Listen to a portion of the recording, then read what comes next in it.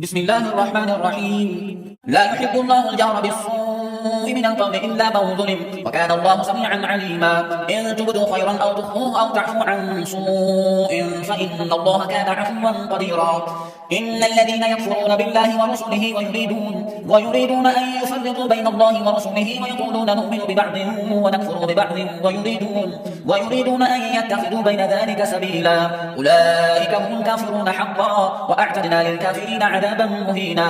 والذين آمنوا بالله ورسله ولم يفرقوا بين أحد منهم أولئك سوف يؤتيهم أجورهم، وكان الله غفورا رحيما. يسألك أهل الكتاب أن تنزل عليهم كتابا من السماء فقد سألوا موسى أكبر من ذلك فقالوا أرنا الله جهرة فأخذتهم الصاعقة بظلمهم ثم اتخذوا العجل من بعد ما جاءتهم البينات فعفونا عن ذلك وآتينا موسى سلطانا مبينا. ورفعنا فوقهم الطور بميثاقهم وقلنا لهم ادخلوا الباب سجدا وقلنا لهم لا تعدوا في السبت وأخذنا منهم ميثاقا غليظا. فبما نقضهم ميثاقهم وكفرهم بآيات الله وقتلهم الأنبياء بغير حق وقولهم قلوبنا غلف بل طبع الله عليها بكفرهم فلا يؤمنون إلا قليلا.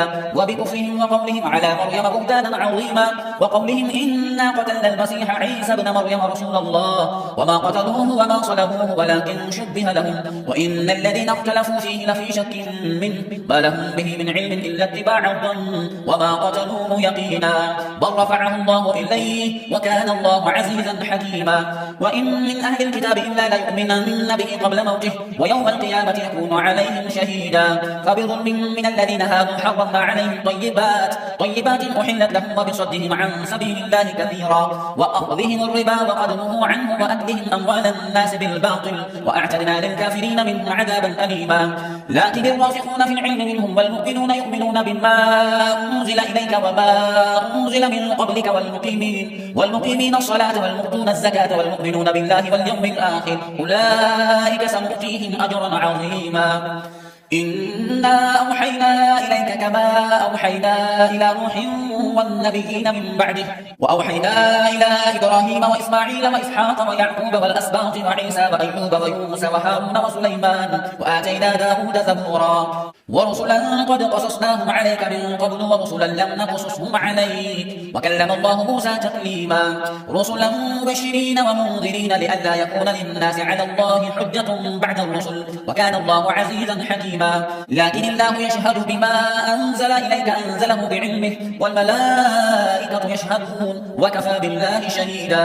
إن الذين كفروا وصدوا عن سبيل الله قد ضلوا ضلالا بعيدا. إن الذين كفروا وظلموا لم يكن الله ليغفر لهم ولا ليهديهم طريقا إلا طريق جهنم خالدين فيها أبدا وكان ذلك على الله يسيرا. يا أيها الناس قد جاءكم الرسول بالحق من ربكم فآمنوا خيرا لكم وإن تكفروا فإن لله ما في السماوات والأرض وكان الله عليما حكيما.